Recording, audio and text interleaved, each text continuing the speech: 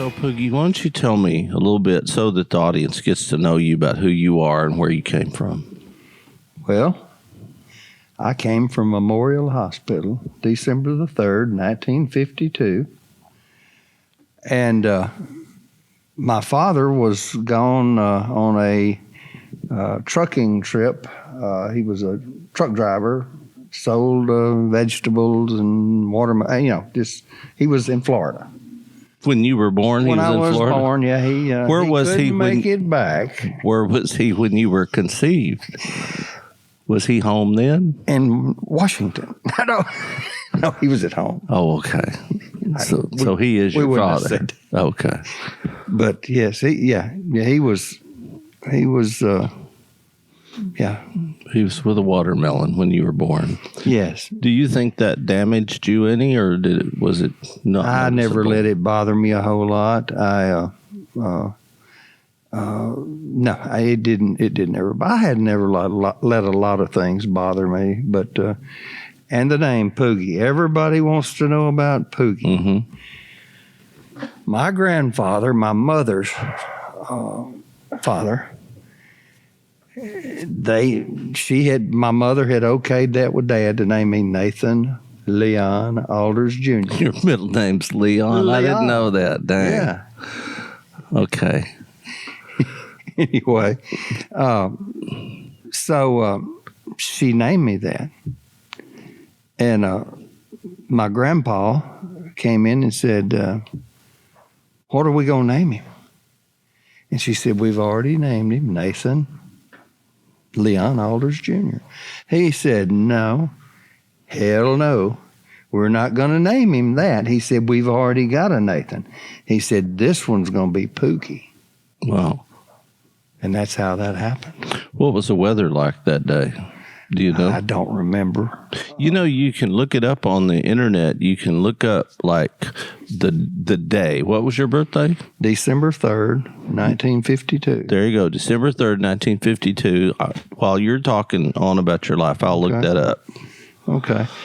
And I went to, I grew up to 5 years old, and I went to Christ Episcopal Church for private first grade. Why my dad would have ever done anything like that, I'll never know. So that was them trying to improve your life, I guess. I suppose, yes. But he started me at 5 years old instead of 6. And in which I'm not second guessing. I mean, it all worked out. I had to spend 2 years in the 3rd grade later on because of that. But anyway, You spent how many years in the 3rd grade? and You'd only been in school 2 years and you were already held back. What's that about? I was too young. I was only. Well, everybody else. How old are you supposed to be in the 3rd grade? You're supposed to be 6, 7, 8. 8 years old. 8 years old. About 8 years old. I was 7. Everybody else was 8. And they could do their tudums and gazendas better than I could. So your brain wasn't quite formed yet. Did you still have that soft spot in your head? I did. I had to wear a little hard plate, a little hard hat, little tiny hard hat. You on December 3rd, 1952, this is a website that tells me what happened on that particular day. Uh-huh. And you would think in the whole world there'd be a lot of events that only have list one thing. Marcos Perez Jimenez was elected president of Venezuela the same day you were born. Really? So it doesn't say anything about Dad being in Florida? No. And it was also the first TV broadcast in Hawaii. So how about that? Yeah, that was Benny just a while before you got there. Benny Hinn, the evangelist, has the same birthday. Don Barnes, do you know him? A rock guitarist. No, I don't. Dwayne Rowland. So absolutely, you're the most famous person ever born on that particular day. On the 3rd of December, 52. Yeah. You're a baby boomer. Your Chinese zodiac is a dragon, and you're a Sagittarius. Do you know anything about that stuff? I know a little about the Sagittarius, but not enough to really talk a lot about it. Okay, well, that's about it.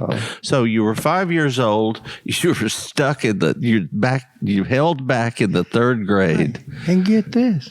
I'm not making fun. I'm just Poogie, making fun. And I was little Poogie. My mother never Little called me Poogie. Nathan Leon. Like, how tall were you? Like a foot tall or something?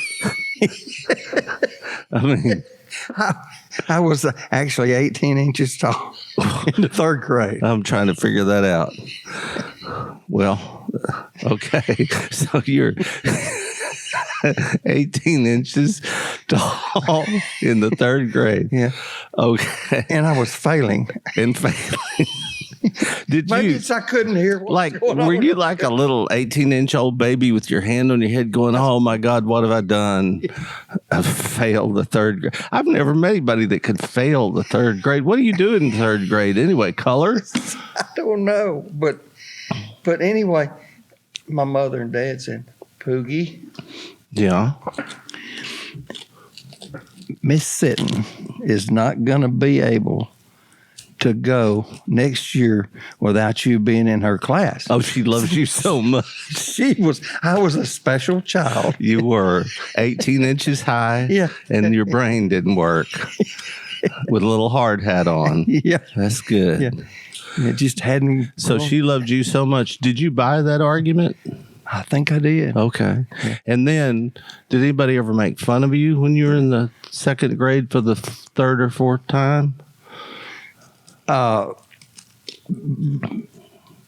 mean, did any of those little kids say, hey, you're not supposed to be in here, or was it okay? It was okay. Okay. It was good. okay. And Then I got with my graduating class. would they held them all back? Huh? Did they hold them back, or did you catch up No, with them? I caught up with my graduating. Or they I don't know. They caught up to me. Okay. And All right. So this could take hours if you think about it, because we're only up to the third grade. So what happened? What happened? Well, after that, just went on and got the third, fourth, and fifth grade. uneventful. Pretty much uneventful. Went to a lot of church. Y'all were Pentecostal, right? Yeah, and we were members of the South Street Pentecostal Church. Now, what does it? Because a lot of people out here don't really understand what a Pentecost. They think Pentecostals handle snakes and all that stuff. Tell us what about a Pentecostal would do. They're just good people. Just have a whole They have different look on the Bible and many other things. Do they have big hair like Marge Simpson? Sort of, yeah. Why is that? Closer to God? Yeah, I think that's what the story is about that. At least that's what we had a little lady out at Woden tell you and I that one time. Yeah. That she had that puffed up so high that she wanted to be that much closer to God. That much closer, yeah. So then I went into junior high. Junior high in the sixth grade, the year before it had been elementary school up through the sixth. Then I went to the seventh grade, a brand new building on the old campus down in town, down there kind of on Mount Street, Right. the white building. Were there still Caddo Indians there then, or not? No, they had left. Okay, they left town. And so anyway, we I done that and went on through 3 grades there, and What junior high? Did you discover girls and all that stuff back then? Yeah, I kind of discovered them back in about the 5th grade. Oh, really? Yeah, I discovered them, and How do you mean that? Discovered them? well, I mean, I just found that they were easy to look at, Oh, okay. and You weren't dating or anything back in the 5th grade? No. But went on through high school. I mean, there's a lot of little things that you could talk about along the way. I had an uncle that was my agriculture teacher in the 9th grade. And guess how that worked out? Well, I don't know. How'd it work out? Well, he expected a little more than old Poog wanted to put out. Oh. Yeah. Wanted your grades to be a little better. And so you reflected poorly on the family to him or something? Yes. And I started playing in a rock band. You're rebelling a little bit there. And he didn't like that too much. Did you ever ride your motorcycle up the steps of the high school? Yeah, I was about to get to that. Oh, okay. Well, don't let me interrupt. I think it was in, I believe that year must have been about 1969. On a little dare. I got a couple of my buddies to hold the doors open on the south side of the White Building. That's what we called it on Mound Street out there. And I rode my motorcycle up and through the hall. And how many stairs was that? I don't remember, but they were little short ones. Yeah. And you were people shorter back then? Yeah, I had made it up to about how tall were you by that time? Were you like 19 inches or 4.5 foot? Yeah. Okay. No, I had already grown on up pretty good by then. Okay. But anyway, I did that, and when I got down in front of the principal's office, I had forgotten my next door neighbor, Miss Pike. Mm-hmm. Miss Pike was in there signing tardy slips, and if I could just get a picture of her face when I come through when you rode by, yeah, and she checked out right then, and I know what she did. She went right on in her little office and called my mother up. So I went on out the front door. The second one of those openings in the front, there's two. Yeah. Two. The one, the most northerly one, is where I came out that day. Okay.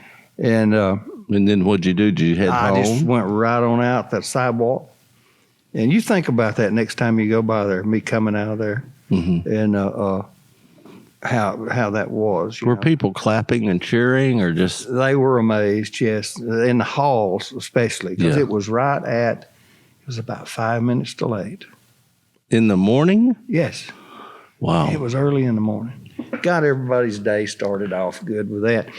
And then I went to the house out on Woden Road. Now, normally people go to school at 8 in the morning and they stay there all day. Was there a reason that you went home? I figured that they were going to give me some kind of award or something. Yeah, I bet they were. Uh-huh. I got to the house and my mother was standing on the front porch. Then my arms folded up like this. And I invented that day that word, what? Which is where you raise your shoulders and hold your hands out. What? It's kind of Italian, actually. Yeah. What? And she said, you know what? She invented that. What in the world is wrong with you when you act the way you do? I said, well, what did they? She said, Rowena's done called me. And you're in trouble. So. And how big a trouble were you in? Well, I that was on a Wednesday, the day I done it. And I got a 3-day extra long weekend. Yeah. I had from Wednesday till Monday. They suspended you. So, yeah, they suspended me. And she said, your dad and I's got to go down there and get you back in school if they'll have you. Yeah. She made it a little worse than what it. Did he? But really inside of her, yeah, she was laughing. Oh. I mean, she just really was.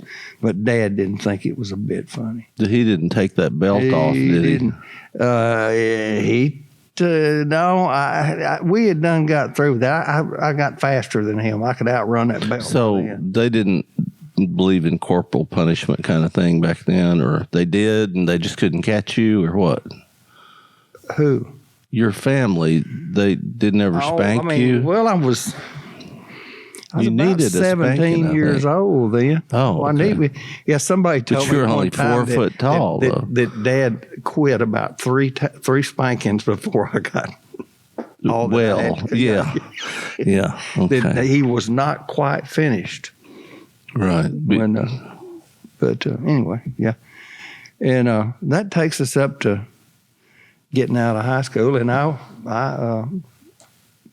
I went to work I got out of school. I actually Graduated? no, I did, but I done it a little different way.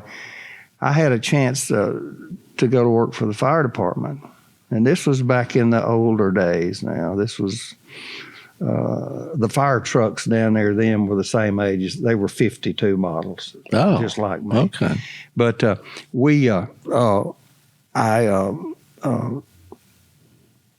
went to work down. I got a chance to go to work there in January of 71. Mm-hmm. And that was when I was supposed to graduate. Well, I wasn't quite up on all my credits and stuff. We were on the credit system. I didn't quite have enough, so I was going to have to go back the next year. So I decided I'd just take that job.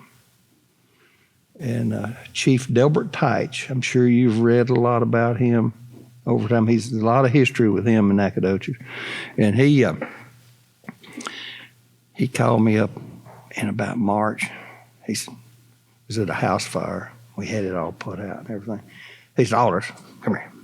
He'd take that here. Mm-hmm. And he said, how come you didn't tell me you didn't graduate high school? I said, Chief, you didn't ask me. Yeah, how come he didn't look at your records or anything? He just hired They you? did not do much of that back then. And of course, this is what you get when you. Interesting. But anyway, yeah, I took you up through to the fire department. Okay. Well, maybe I should talk about myself a little Why bit. don't you do that? Okay. Well, I was born my family lived way out in the country, 17 miles from the nearest town. And supposedly I was there, but I don't remember it. But I was born on a day that the sandstorm blew in. And, it was in a hospital made out of rock, which I've always thought that. I think a lot of things influenced me before I was cognizant in my brain, because this hospital was, first of all, out in West Texas, there's no hills. But this hospital was made out of red rock, and it was on top of a little hill overlooking the town. And behind that hospital was a swimming pool, the public swimming pool. So all the stuff was all together in that one little town. And that, to me, like a 2-story rock hospital with a blue swimming pool in the back. Oh, man. That I think that's what drove me to Hollywood later on in life. Yeah. Was because I probably was being burped and looked out that window over my mother's shoulder, and I was like, dang, they got a swimming pool. More of this. I need some more of this Beverly Hills type life. Yeah. So anyway, that's where I was born. And I don't have many memories as a baby, but we lived real simple, probably like you did. I mean, I lived on a farm. We had a milk cow. We made butter out of that milk cow. Not the milk cow, but the milk. We raised cotton. When I was little, about 5 years old or so, something happened to me before that, which I'll get to. But I have a distinct memory of us picking cotton. Like, people don't pick cotton anymore. But my family, we had to drag these big, long cotton sacks behind us. And, once you're born and able to walk, they put a cotton sack on you, too. And so here I was, this little 5-year-old. I wasn't 18 inches tall. I think I was probably 20 inches tall, maybe. But here I was out there dragging this cotton sack, trying to pick cotton. And that's when I first became aware that you could actually be a little bit of a slacker and get away with it. Because what I found out it was November and it was really cold and I didn't like working. So what I did was I laid down in the middle of the cotton rows and made myself invisible, I thought, so that they wouldn't observe or notice that I wasn't actually working. What I found out later is that my mother and people thought, well, as long as he's laying there real still and thinks he's invisible, he's not going to get in any trouble. He's going to leave us alone, let us do our work. So I would lay for hours in between the cotton and not move or blink or anything until they would come and get me and tell me it's time to go home. And that's how I became lazy. Now, if I can go backwards a little bit in time, certain things color your life a little bit. That, obviously colored my life a bit. But when I was 2.5 years old, just imagine that, 2.5 years old, and I can remember this exactly. It was hot. It was a Saturday. It was in the house in my underwear, because that's all, it's hot, back then. I can hear the thump of a water cooler. Have you ever heard that thump, thump, thump? And they wouldn't let me have shoes back then. One. Oh, you had water one? Cooler, okay. Yeah. They wouldn't let me have I had boots, but they wouldn't let me have them because I was a runner. Like if I had shoes or boots, I would just leave and run off. And so they had hid my boots up on top of the refrigerator. and my mother was there at the sink washing dishes, and I was leaning on the screen door. That's why screen doors sag, is because I had my feet on it and I was holding on to it, looking in my underwear, looking outside. And there was my dad and my brother saddling horses. And I was like, I want to go. And my mother said, no, you're too little, you can't go.